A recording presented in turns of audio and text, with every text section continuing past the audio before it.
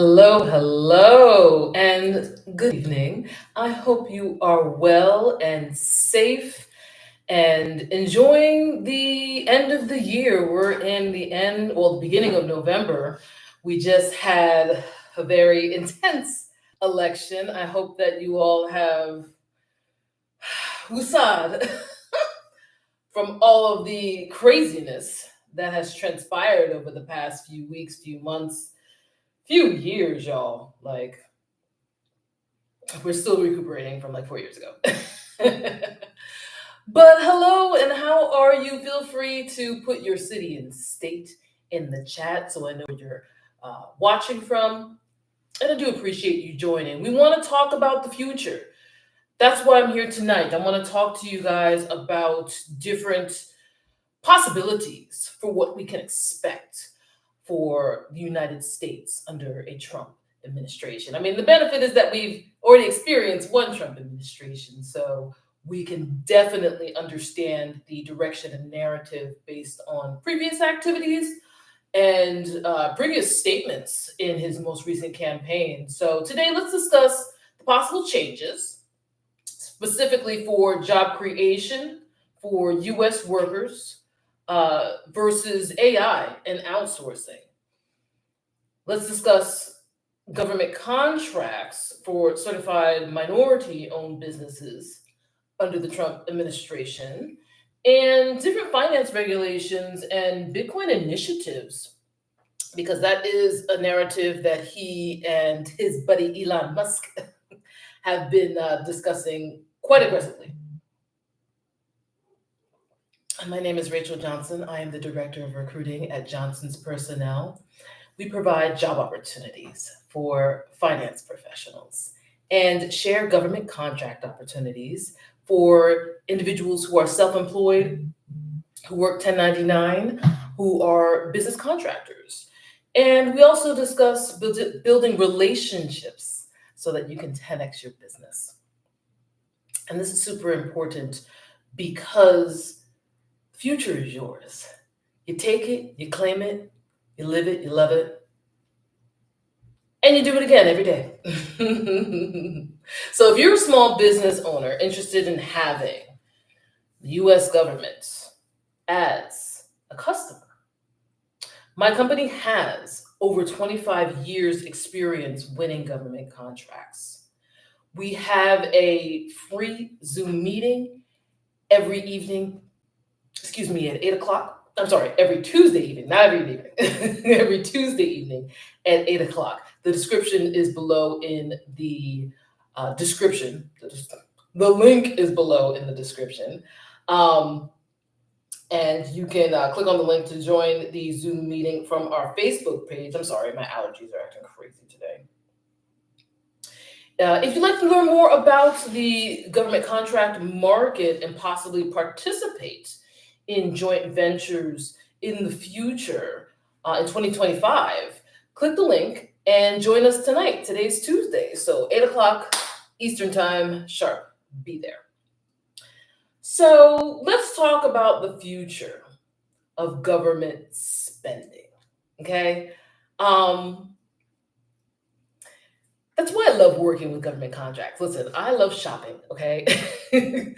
I love shopping for clothes, I love shopping for shoes, and the United States government loves spending money, okay?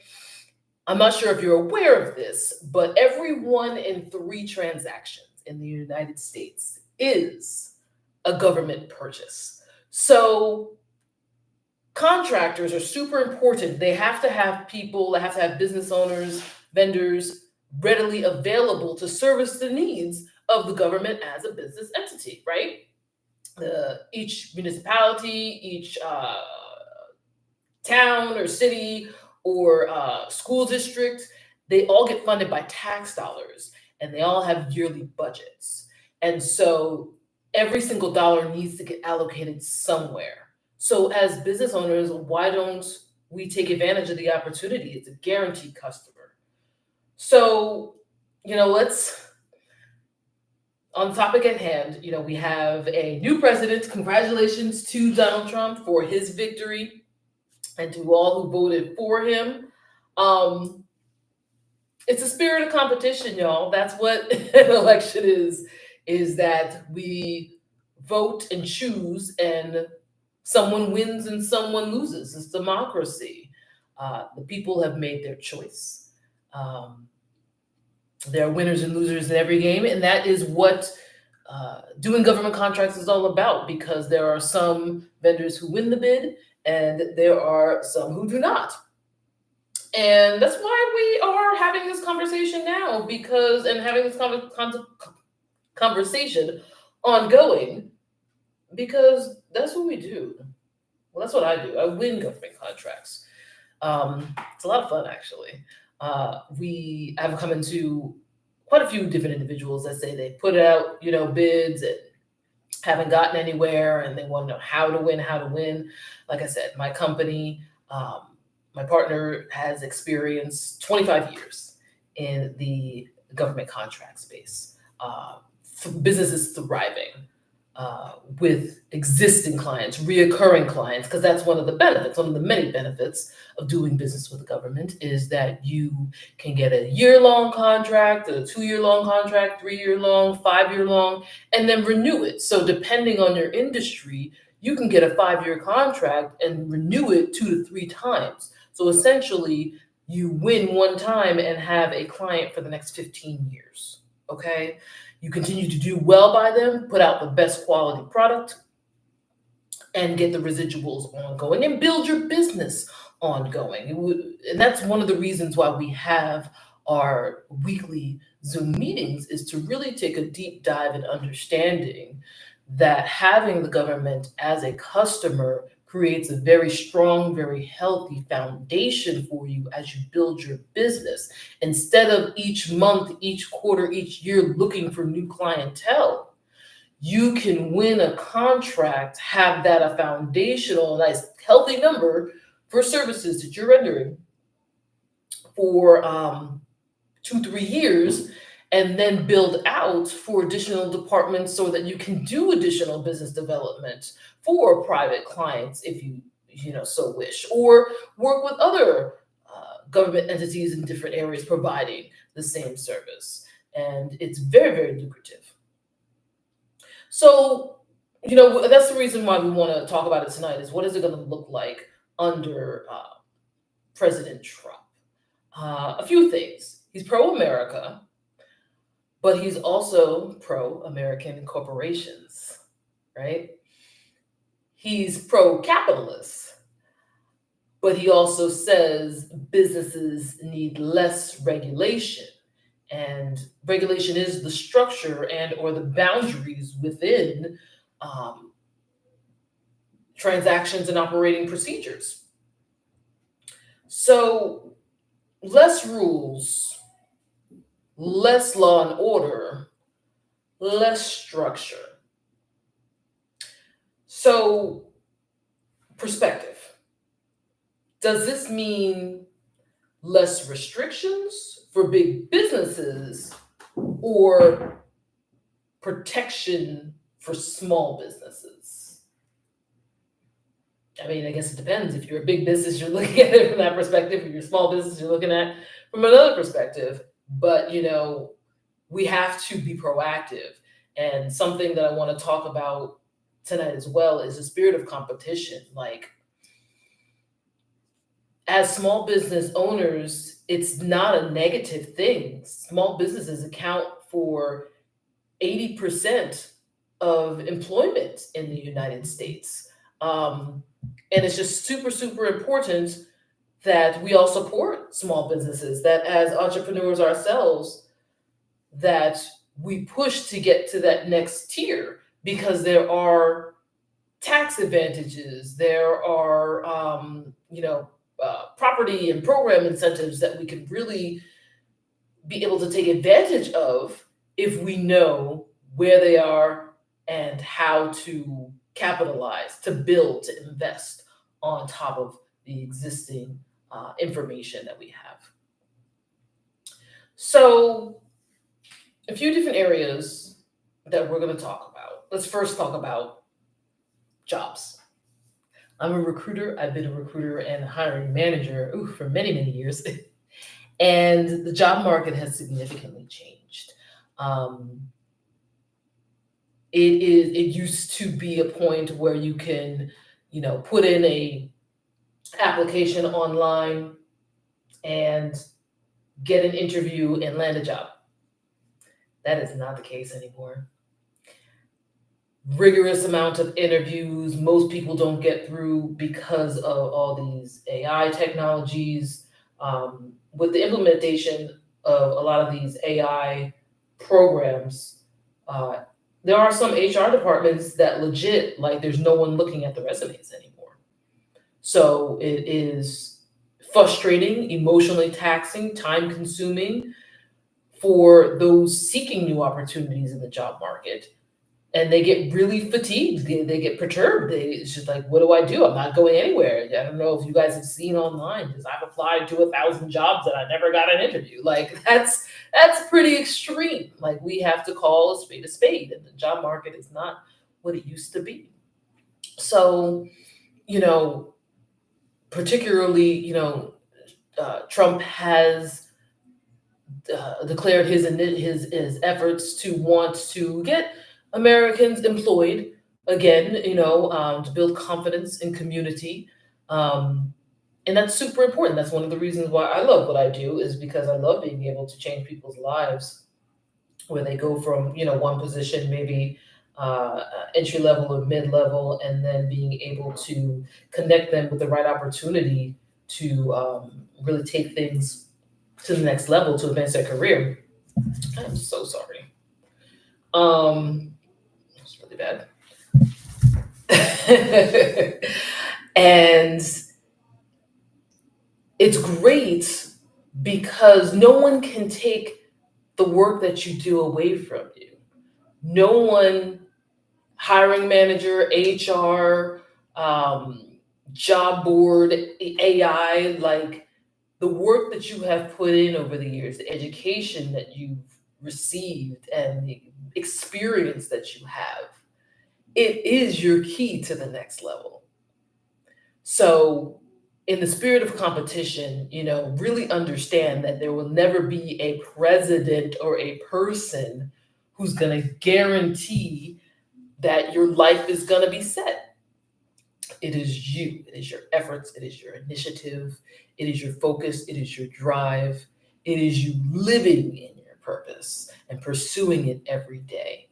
So, what we have for our advantage from things that Trump has said previously is, we've got these political sanctions um, that are to tariffs and different things like that, as far as international trade, to incentivize companies to, buy from the U.S., to stay in the U.S., to make it more difficult, specifically making it more difficult for companies or countries like China and some places in Europe, that it's going to be very difficult because of these high tariffs. It's going to be very costly to do business with these foreign companies, to incentivize cheaper costs for goods here in the States. And because of that, we saw in the 90s, a lot of companies went for cheaper labor in China and India and Indonesia. So we're seeing a return of those companies. A lot of those companies are actually going to Mexico, but we'll talk about that later.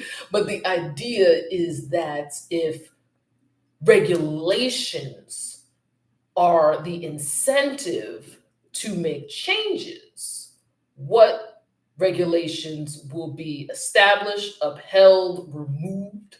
So right now, we can definitely see, when it comes to US job creation, the reality of the situation is that majority of the newest jobs in the United States in the past year have been in the education, healthcare, and government sectors. And those are all pretty much government. Like, those are all government. And that's not good. It's not good because we want the entrepreneurial enterprise to really thrive, right? So, in that, as small business owners, if we have steady clients, consistent demand for our services, we can then employ more people. So again, as a recruiter, this job market is unprecedented, but needs are still out there that are not being serviced. Companies need to do either a better job of lowering prices to satisfy the need, or being more innovative to satisfy the need, or uh,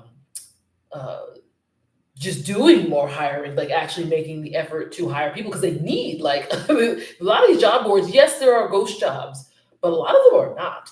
A lot of them just are, they're overworked and don't have the departments in place to hire the right people. And or there's a huge, and this is a huge thing, it's a huge education gap or skill gap in the marketplace right now. So essentially, just to give you a summation, job creation under Trump, I don't really think that there's going to be much new job opportunities. Especially with AI, a lot of jobs that require repetition in either administration or manual labor, they may start getting phased out. I don't think we're there yet. I think we got like another 5-10 years, in my personal opinion, before AI takes over. I don't think AI is going to take over, but we've got a few years, and so it's really about understanding the services that you want to provide as a small business, and then focusing on who needs it. So with government contracting, they always need what you have, no matter what business you're in. They're going to need you.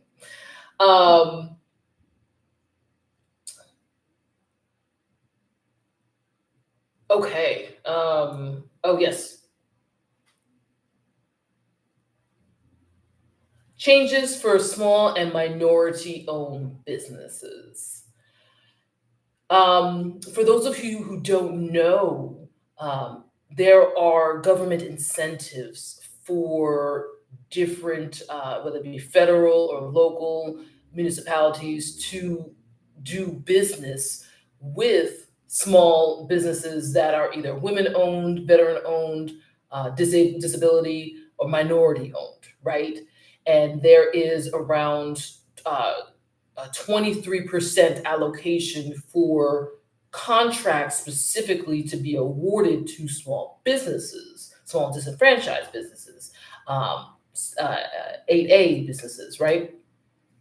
So that's super important because what history has shown, a significant amount, so like, without the exact number, I would say like 90% of the United States, the billionaires and captains of industry in the United States, all started off with government contracts. So this number and this regulatory policy has been established so that there is an even playing field for access, right? That's why these programs like this are so important, is that where we saw, like the captains of industry in the past, like the JP Morgans and what's the other one who built the railroad? I want to say Flagler, but he's one of many. um, who made fortunes off of providing services to the government. There's a lot of millionaires and billionaires. I know there's this one IT billionaire who his first contract in the 90s was telecom to the United States, and he's worth hundreds of billions of dollars now, in that foundational first customer basis being the United States government. And that's super awesome. And it's relationships, right? You really can make a way out of no way, starting off with one really good relationship. So these programs that are incentives for putting out RFPs, the requirements for at least 10%, minority allocated or small business allocated, is super important because you think about it, you want the the municipality to represent their community. So if 25% is minorities, then 25% should have access to those funds, to those contracts. It's really, it's not really an advantage. It really comes down to just understanding how each city can build where they're at. And that's another thing too, when it comes to being competitive and what we may see under these changes or no changes under Trump is, possibly for minority and small businesses, is that it may stay exactly the same. It may maintain around 25% allocation for small businesses. I would hope so. I would hope that things stay the same because there's hasn't been a problem with it thus far. But the reality is, the possibility as well is that there might be legal cases brought up against set-asides, kind of how a lot of Republicans had done with the DEI programs in corporate America. Like, that seemed to have happened overnight. We went from 2024 Black Lives Matter to 2023, 2024, 2020 Black Lives Matter, to then 23, 24, let's do away with all these DEI programs. Let's no longer, provide Black history in schools here in Florida. And it's like, it's regulations, it's policy. If leadership says we're not doing this anymore, if our government, says, our mayors and governors say we ain't doing this no more because we don't subscribe to that narrative anymore, well, that's why we live in a democracy, is so that you can galvanize those who do subscribe to that mentality, or you as, a smaller community, as a minority community, hopefully will have resources where you can come together. And again, going back to rules and regulations, do they, give more freedom to the majority, or do they protect the minority? Like, it really all depends on the perspective of, who either gets benefit or who gets hurt. We don't know. Well, actually, we do know, because we've created a country that did not have diversity, equity, and inclusion programs. And so we know that there is a separation amongst races and classes here in the United States. At the same time, we do have these regulations so that people can access more for themselves, depending on their sense of competition, their inspirations, their purpose. And so there's a possibility, there's a very strong possibility that they could do away with a lot of these programs, like these set-aside programs. There's a very strong possibility that could occur, but we don't know.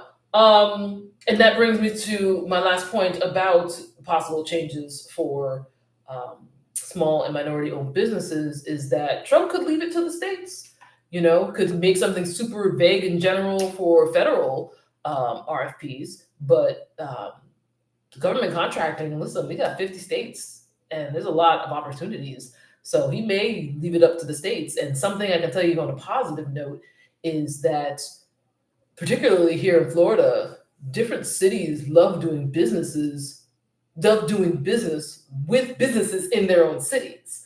So even if you're not a small business, if you are a local business, that still counts as one of those programs, right? So it's not necessarily that it's only women, it's only, minorities, it's only veterans, because you can be a non-minority and have a small business, and you could capitalize on being part of local business programs, right? So really, again, in the spirit of competition, understanding your purpose, what you're doing for your community, and the knowledge and access that you have.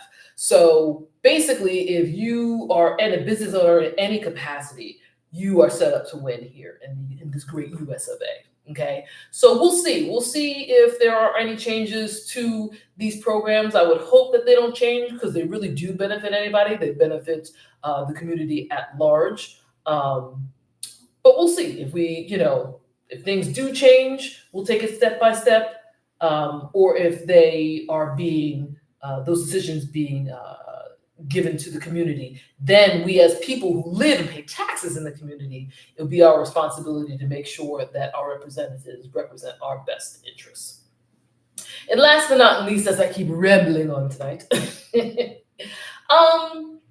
finance regulations and Bitcoin initiatives. I work with finance professionals, and it's not necessarily numbers, but really language. And so we should have been already in a recession, Great Depression. Like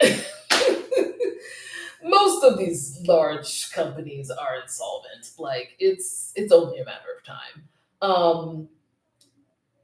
And I think, especially because Trump being so, pro-capitalist, that he wants to let these businesses, regulate themselves, less government, restrictions and more letting these companies do their own thing. Personally, I think that's a recipe for disaster. You need regulation. It's a money game. You need rules in the game. If the game keeps changing, if the rules keep changing in the game, how can you determine the winners and losers? And, I'm speaking from a very, kind of esoteric perspective. But it really just comes down to the fact that, there has to be structure. And if regulations are inhibiting profits, that's one thing, versus regulations providing adequate competition within the marketplace, then that means it's fair game for everybody. So I guess it really all depends. But I think it's very interesting about his, and this is kind of what I want to leave it on tonight, his perspective on Bitcoin. Bitcoin is a commodity. It's a hedge against the dollar. It is not a currency yet. And will it ever become a currency is the question, because will it become a currency, or will we, as the United States, our government push for the US digital dollar over Bitcoin? So he's about to, when he comes into office, he's going to have his own department specifically for Bitcoin and blockchain. And so again, then the question comes up, if we loosen financial regulations for banks, like, is that going to be beneficial for them to keep stealing from people? Like, a lot of these companies that are run on credit, they're not cash solvent.